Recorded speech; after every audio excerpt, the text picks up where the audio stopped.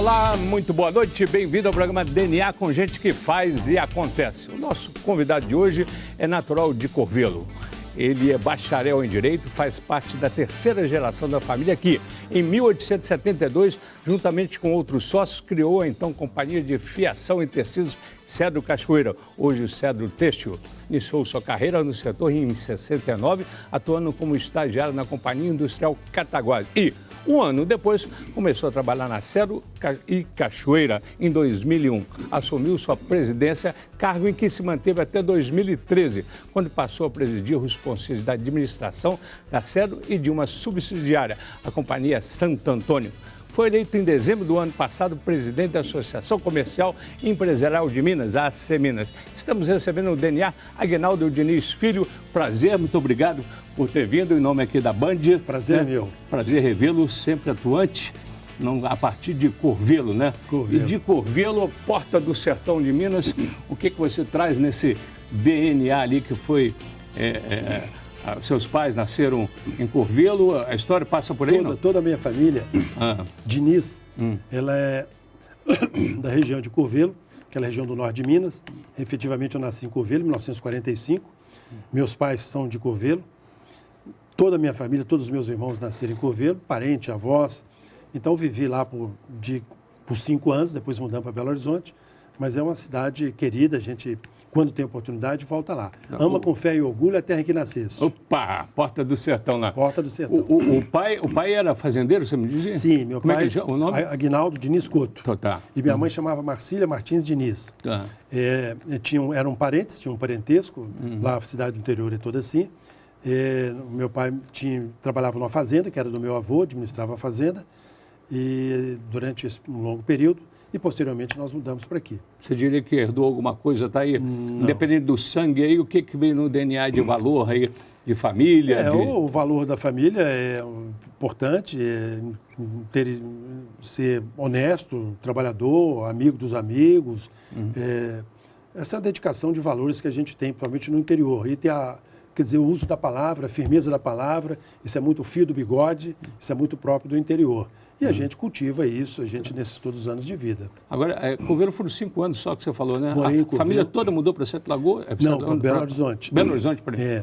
Isso nós viemos para aqui em 1950, 53 por aí, e praticamente numa mudança. E foi uma oportunidade porque é uma cidade maior, a gente tem mais perspectivas, então viemos para aqui em 1950, em torno disso. Tá. E aqui, cursando o quê? Bom, dentro da cronologia dos fatos, o primeiro curso que eu fiz foi no Grupo Barão do Rio Branco, que eu tenho excelente memória, guardo até hoje o nome da minha professora, Maria Auxiliadora de Melo Malaquias, isso tem muitos anos. Então, era naquela época que o grupo tinha uma disciplina, uma hierarquia, uma coisa muito importante. E você hoje, era bom aluno? Mais ou menos. Eu dava para o gasto. Dava para o gasto. E estudei no Grupo Barão do Rio Branco, todo o curso primário. Tá. Depois eu fui estudar no Colégio Arnaldo. Estudei no Colégio Arnaldo durante um tempo. Na época tinha o curso de admissão, fazia admissão ao ginásio. Estive lá, excelência. Admissão ao ginásio. Lá. E posteriormente estudei no Colégio de Aplicação. E depois eu fui fazer um curso fora, um curso técnico no Rio. Tá. E os trabalhos... Você tem muitos amigos aí? Arnaldo era um colegiado bacana de integração, de futebol com a cruzada, não é isso? Né? Exatamente. Não. Tinha a cruzada do Padre Simala, o Padre Coqueiro, e tinha realmente um grupo de futebol. Eu jogava, modéstia à parte, eu tinha um certo domínio da bola, e tinha colegas que foram jogar no profissional. Campo de terra lá. O Amaury Alves Horta... O Zuca e vários outros foram jogar no América. Era um campo de terra, ali do lado, na rua Ceará. E tinha um padre interessantíssimo, o padre Simala, que tomava conta do time, era fascinado com futebol. E tinha um detalhe interessante. O time do Arnaldo estava perdendo, ele atrasava um relógio. Tá. A cruzada, para o telespectador eu saber o que era. Bom, isso é interessante. A cruzada é o seguinte, era administrada pelo padre Luciano. Padre Luciano... E era mais ou menos uma catequese mais intensiva. Você tinha que fazer... uma comunhão que era a primeira sexta-feira do mês, você tinha que aprender a celebrar a missa, você tinha que ir à missa com frequência, era um colégio de padre, naturalmente. E aí tinha vínculo, o pessoal da Cruzada viajava, ia para Juiz de Fora, que lá também a congregação é a mesma. Então, a congregação do Padre do Colégio Arnaldo. Então, a Cruzada era mais ou menos um vínculo maior com a congregação. Bacana. E na sua cruzada aí, no seu diário de bordo aí, o primeiro emprego? De onde? Foi o seguinte, o primeiro emprego efetivo, foi como você já colocou, foi na Serra da Cachoeira, em 1970, que depois de fazer um curso técnico, porque tem um ponto interessante, Amaury. Eu tinha passado para o terceiro científico no Colégio de Aplicação, nem sei como é que chama hoje, era científico, e depois no terceiro científico, era para fazer um vestibular, eu resolvi fazer um curso técnico. E aí eu retroagi 3 anos. É como se tivesse tomado 3 bombas. E fui fazer um curso técnico no Senai, no Rio de Janeiro. E esse curso longo, de 4 anos, depois eu fui fazer um estágio, como dito, na Companhia Industrial Cataguases, era um estágio, e depois, em 70, eu entrei para a SEDA, onde fiquei até 2013. Mas o direito foi onde? Sete Lagoas, não foi? Sim, eu fiz um curso de Direito em Sete Lagoas, quando eu já trabalhava na fábrica em Sete Lagoas, paralelo. Era um curso na escola de Sete Lagoas, por sinal, uma excelente escola. Bacana. E aí? Aí veio França, veio outros países aí? Chicago? Não, realmente, quando já na Cedro, né, já na parte de administração, na diretoria, eu tive sim a oportunidade de fazer um curso pela Fundação Dom Cabral, que é absolutamente importante. Esses cursos na cidade de Fontainebleau, na França. É um curso da Fundação Dom Cabral. Fui lá 3 vezes, numa escola chamada INSEAD. É um MBA sobre administração, pessoal. Isso foi muito importante. Depois eu fiz um curso também intensivo, todos eles intensivos, 20 dias, 15 dias, na Universidade da Kellogg, em Chicago. Tá. Qual foi o momento exato que você viu que a sua estrada passava pelo setor têxtil? Vou falar o seguinte, existe um vínculo no sangue, o seu programa é DNA, e tem um DNA que tem um certo vínculo com a empresa, com a Cedro, mesmo como pequeno, uma empresa dentro da família. Eu achava interessante aquilo, eu ia, visitava fábricas e tinha aquele relacionamento. Então, bateu na telha aquelas decisões que a gente toma e, como já tinha uma percepção, já vivia o que é uma indústria têxtil, né? Sempre lutando, a indústria têxtil, quero deixar esse parênteses, a indústria têxtil sempre passa por um processo de luta, é impressionante, é um setor que emprega muito. E aí eu resolvi, por percepção, e fui fazer esse curso técnico. Dá uma dimensão para o telespectador, o que era, com quantos empregados, como é que era a indústria têxtil nesse momento? Um retrato vapt-vupt aí. Eu posso falar sobre exatamente a indústria têxtil brasileira. Ela emprega 1.600.000 pessoas, emprego direto. Tá. Um emprego na indústria têxtil se multiplica por 4. Então, mais de 6 milhões de pessoas trabalham na indústria têxtil de confecção. Isso você está falando hoje? Isso hoje, no Brasil. Naquela época ali, só para dar uma dimensão aqui de Minas Gerais, naquela época, de 70 para cá, houve uma grande modernização na indústria têxtil. Vou dizer um exemplo.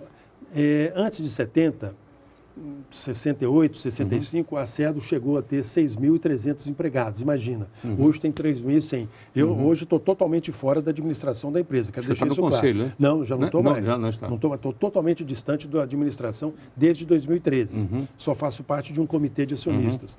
Mas a indústria têxtil já empregou mais gente ainda, mas houve um processo de modernização muito importante. Esse processo começou, na minha opinião, a partir de 1965, 70, por aí. Então, houve uma diminuição, melhorou a produtividade, equipamentos mais modernos. Mas continua sendo um grande empregador. O setor têxtil brasileiro é um grande empregador na indústria. Apesar da sombra da China? A China é um grande problema. Quantas e quantas vezes, Paulo Navarro, quando eu era presidente da ABIT, Associação Brasileira de Indústria Têxtil, eu estive com o presidente Lula umas 5 ou 6 vezes ou mais, com a presidente Dilma, para discutir sobre o problema de importação predatória da China. Porque eu falo que nós estávamos sendo ingênuos. A China, realmente, ela é potente na indústria têxtil. Mas o que acontecia? Havia um desvio de mercado muito grande.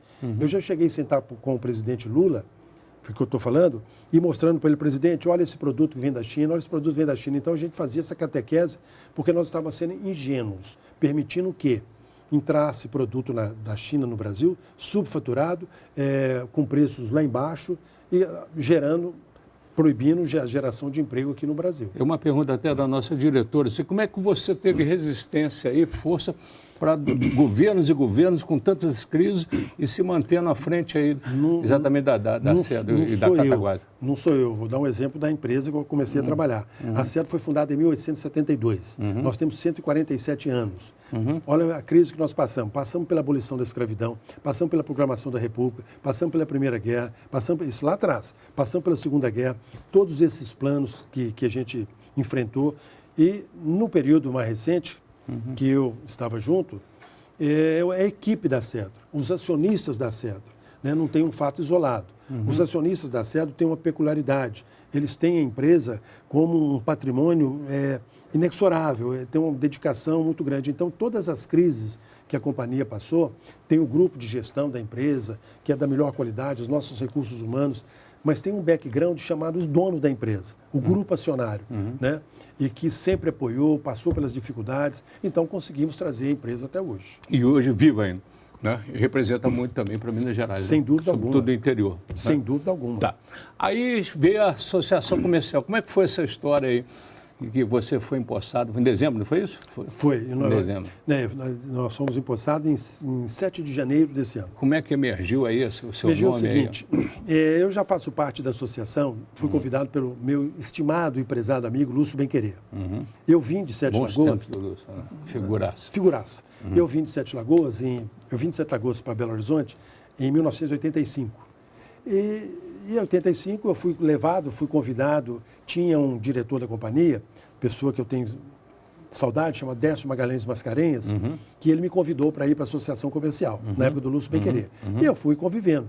E eu devo à Associação Comercial muito, porque eu era, como diz, chão de fábrica. Vivia no chão de fábrica direto, 24 horas por dia. E não tinha muito essa percepção associativa. Network aí. Essa percepção de network associativa a gente não tinha. E isso eu criei na Associação Comercial. A Associação Comercial, não posso deixar de falar, foi um salto para que eu pudesse participar de várias outras entidades. Então, eu fui convidado recentemente. No passado, já me tinham convidados para participar da Associação Comercial. Eu não pude. E agora, eu tive um convite do Lindolfo Pauliello. A princípio, eu falei não, mas depois um grupo de amigos voltou. E estamos lá, é um mandato curto, um mandato de 2 anos, para trabalhar junto com a casa, junto com o pessoal, com os nossos associados. Temos uma diretoria espetacular, um grupo de vice-presidentes da primeiríssima ordem e um grupo associativo muito grande. Tá. Eu queria falar de desafios, mas antes de prêmios. Um reconhecimento seu, não só por ser encaminhado para a associação, como também prêmios, né? Opa, olha aqui, ó. Falar em prêmio. Isso aí foi com o governador Anastasia, a gente representando a SEDO, que a SEDO estava ganhando um prêmio de relação ao meio ambiente. Prêmio de relação de meio ambiente, que isso há algum tempo, a Anastasia era o governador ainda. Isso foi um prêmio importante relativo ao meio ambiente, porque a indústria têxtil é muito preocupada com o meio ambiente, com a poluição. Bacana. Isso foi um prêmio importante. Tá. Outro reconhecimento? Esse momento, Paulo Navarro, Já foi de 2007. E eu fui outorgado, eu ganhei o prêmio de empresário do ano em 2007. Está lá o Fernando Pimentel, era prefeito, o nosso estimado e saudoso José Alencar Gomes da Silva, do setor têxtil, o Aécio, governador, e o Robson Braga de Andrade, à época presidente da Federação das Indústrias. E eu tive esse prêmio que muito me honra, que é reconhecido como empresário do ano em 2007. Isso para mim foi muito, gostei muito. Aí mais um? Isso aí é um prêmio também numa entidade que eu presido lá no Rio, que é o CETIC, uma escola, e recebendo um prêmio dos funcionários quando eu tomei posse como presidente do conselho lá nessa escola, no Rio de Janeiro. Tá, ok. Bem, entre outros, são vários prêmios. Antes de passar para os novos desafios, você também teve outras atividades aí, mundo afora, né? Ô Paulo, sim. A BIT, né? Além do conselho da Sete Cachoeira, sem outras oportunidades, eu participei do conselho do IBGC, Instituto Brasileiro de Governança Corporativa. Eu participei da Câmara Americana de Comércio, a Michan, lá em São Paulo. Eu participei de 2 conselhos empresariais da Federação das Indústrias do Estado de São Paulo. Fui presidente da ABIT, como já disse, Associação Brasileira de Indústria Têxtil, e por 6 anos, é uma entidade importante. Fui vice-presidente da FIENG no mandato do Olavo e do Robson, esses 2 mandatos. Hoje eu fui membro do conselho de uma empresa que muito me orgulha, que chama Algar, uma empresa de Uberlândia, uma grande empresa, o Grupo Espetacular. Fui membro do conselho, fiz parte do conselho do INDG na época do professor Falcone, isso é muito importante. Hoje eu estou no conselho, muito me honra também, do Conselho Superior do Hospital Felício Roxo, e várias outras coisas aí na CNI. Fiz parte em conselhos da CNI, em vários conselhos. Então, a vida abriu várias janelas. E a gente tentou aproveitar. E o futuro, né? Janelas para quê? Janelas, a vida tem que continuar. Então, estamos hoje na Associação Comercial, fazendo um trabalho, seguindo a performance e o trabalho que o presidente Lindolfo deixou. O Lindolfo foi presidente 4 anos, fez um trabalho de grande dedicação. Eu falo, quando eu assumi, que é uma responsabilidade muito grande substituir o Lindolfo Coelho Pauliello, mas vamos fazer todo o esforço junto com o grupo da casa. Uma reivindicação de quê dos empresários atuais? Você leva qual bandeira aí? Nós levamos a bandeira atualmente, sem dúvida alguma, a bandeira do crescimento do país, retomada da economia. É inadmissível sermos o país que somos, com 13 milhões de desempregados, fora aqueles que desistiram de procurar emprego. Segundo o IBGE, passam de 20 milhões de empregados. Dados de hoje, né? Dados de desempregados. Isso é um crime. Isso é um crime, um país feito nosso. Nós, empresários e presidentes de entidades, temos que ter uma preocupação ferrenha quanto isso. Isso é um problema social que se agrava. Então, é uma bandeira de todos nós. Tem uma bandeira recente que é a reforma da Previdência. Ela para mim, eu digo o seguinte, seria falta de inteligência e falta de patriotismo, inteligência e patriotismo, se essa nossa reforma, dentro do tamanho que ela seja, não vamos discutir aqui qual reforma, vamos discutir a necessidade da reforma. A gente precisa disso como brasileiro, como cidadão, como responsável por entidades e empresários, pensar e fazer nisso e colocar a nossa opinião, mostrar a nossa opinião da necessidade extrema de nós fazermos uma reforma. Eu acho que esse é o tema. Bem, Aguinaldo Diniz Filho, vamos voltar já, depois do intervalo comercial. Obrigado aí pelos toques aí, para todos os brasileiros.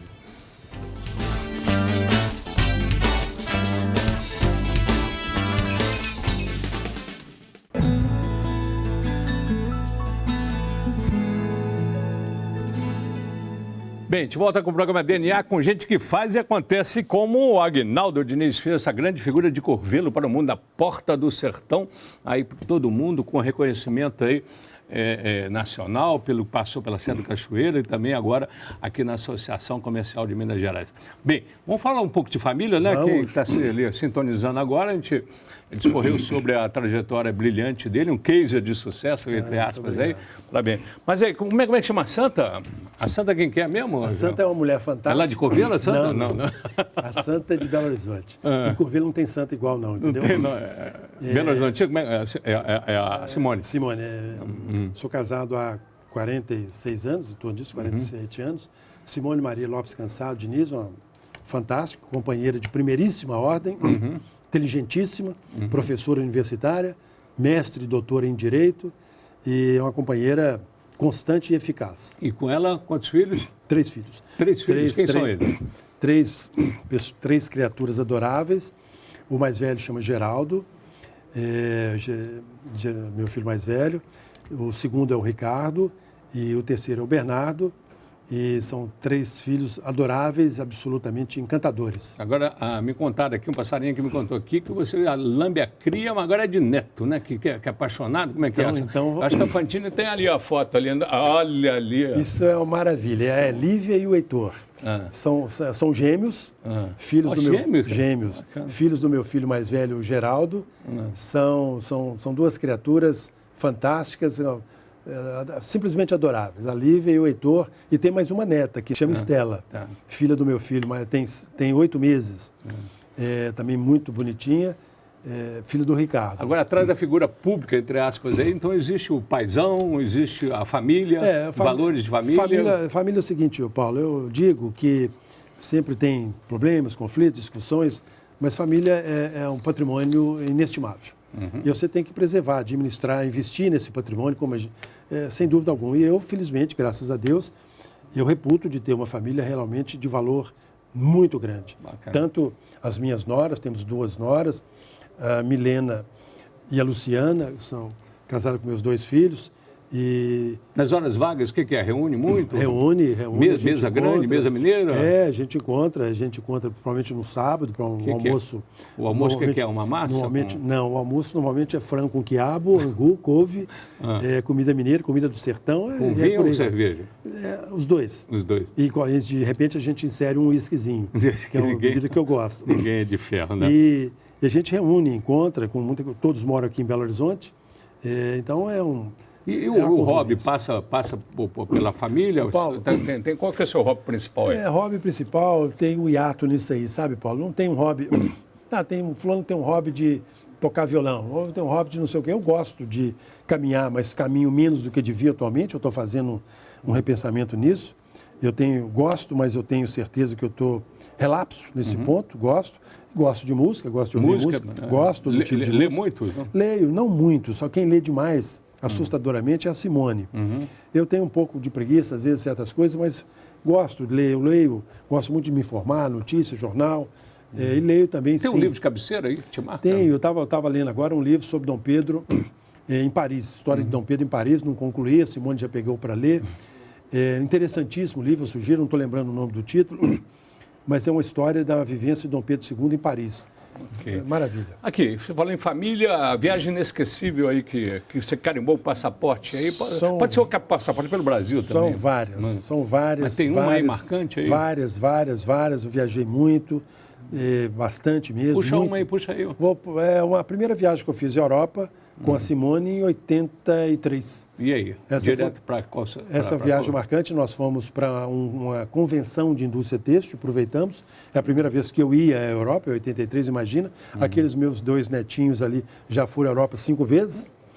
Outros tempos, né? Com 10 anos, outros tempos, né?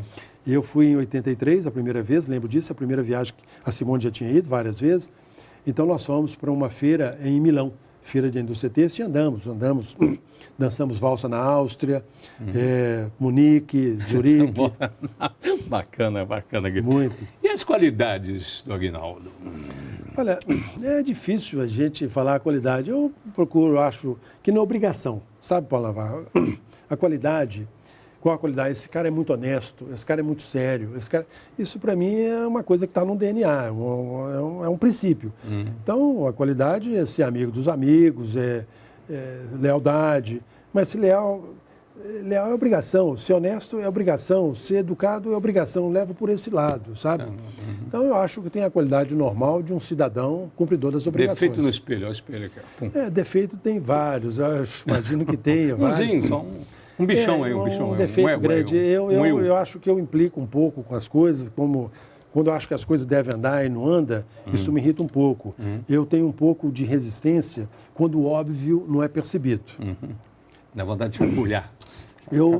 Fazendo um curso na França, eu aprendi uma coisa que o Alfred Sloan Jr., fundador da General Motors, disse, que o óbvio tem que ser dito para não ser esquecido. Então, eu tenho uma reação negativa quando o óbvio está na mesa e as pessoas não percebem. Isso me afeta, me nerva um pouco, porque eu parto do princípio que o óbvio tem que ser percebido as soon as possible. E as críticas? As críticas que recebe, como é que você as recebe, desculpe? Olha, diz que tem crítica construtiva. Eu acredito que possa ter, mas quando a gente percebe que tem uma crítica justa, Paulo, e você faz o seu autoconhecimento, a sua autopercepção, porque eu falo, sabe, Paulo, que a grande crise que o homem tem, uma grande dificuldade do homem é a dificuldade de percepção. Então, quando você tem uma percepção de uma crítica justa, não tem nenhum problema. Agora, a crítica, quando é injusta, quando ela é negativa, às vezes me irrita, sim, mas engole um pouco, porque o negócio da vida é o seguinte, você tem que aprender a engolir sapo e expelir. Muito bem. O que te tira o sono? Não. Tira o sono, tem coisas que me tiram o sono. Na cabeça, algum problema na família me tira o sono, principalmente algum problema na família, alguma preocupação que se você tem, algum problema de relacionamento, de amizade, isso me tira o sono. Questão de trabalho já tirou também, sabe? Quando eu era o presidente da Cedro, e tinha dificuldades, a luta do dia a dia da empresa, isso preocupava muito, porque é o seguinte, se levantava, é o seguinte, a companhia tem que pagar amanhã, tem que pagar no dia 20, 3.300 empregados. Por exemplo, e às vezes as coisas estavam difíceis, aquilo preocupava, coisas de trabalho, isso preocupa. O que você mais admira no outro, assim, uma característica? No outro? A lealdade. Lealdade, tá. Medo, cara? Olha, medo não tenho medo, eu tenho prevenção ao risco. Então, medo, por exemplo, Aguinaldo, você tem medo de um assalto? Medo de discutir com quem não tem nada a perder. É muito sério você discutir, por exemplo, com quem não tem nada a perder. Então, eu evito, não é que tenha medo, mas você administra uma situação. Eu, por exemplo, você não se expor, agora não tem medo de avião, não tem medo... Eu tenho medo, sabe o que eu gosto de falar? Eu tenho medo de duas coisas. Cobra cascavel e de gente desonesta. Pô, logo de Corvelo, cheio de cobra lá, Não, cara. não tem muita, não. Aqui eu vou juntar uma pergunta aqui, que eu tenho com uma outra que eu pulei aqui, que eu perguntei sobre características, né, que você mais admira e faltou aqui, que menos você gosta. E junto também com o que você perdoaria ou não. Vamos lá. O que menos eu gosto? O menos que eu gosto é de uma traição. Traição, deslealdade, isso me deixa... A falta de verdade, isso me deixa irritado. E eu perdoaria um erro que não seja intencional, que todos nós erramos. Eu falo, sabe, Paulo, só não erra quem não faz. Só não erra quem não faz. Mas a gente tem que aprender a perdoar o erro, entender o erro. E agora não perdoa a falta de lealdade, a traição, a ironia, eu não gosto. Não. Tá. Que legado você deixaria aí para não só a família, mas para todos eles, todas as pessoas que acompanham sua trajetória, seu diário de bordo? Eu acho que no meu diário de bordo, pode ficar para o futuro comandante, lealdade. Lealdade, né? Tá. Você já pensou em morrer? Não. Você tem medo de morrer? Não, eu falo que eu já comprei um lote espetacular com a vista muito bonita no Parque da Colina. Eu queria saber dessa vista e uma placa que você poderia colocar não, ali. Ainda não pus placa não, mas eu já comprei lote, esse lote é muito bom. Bonito. Eu vejo quem chega e quem sai. Verdinho lá no Parque da Colina. E ver quem chega e ver quem sai. A placa, Aguinaldo. Não pus placa. Não, você tem que sair daqui falando o que você vai colocar. Outros vão pôr na placa. Não. Outros vão pôr na placa. Não foi nada. Agora, o lote está lá. Quem é esse Aguinaldo, independente da figura pública, repetindo a pergunta aqui para a gente fechar o programa. Quem é o Aguinaldo? O Aguinaldo é um camarada que está aí no mundo para tentar fazer o bem. Bem? Já te falaram que você parece com o Amaury Júnior? Você que me chama de Amaury Júnior. Eu acho... Prazer. Que não parece, não. Mas estou junto. Estamos juntos.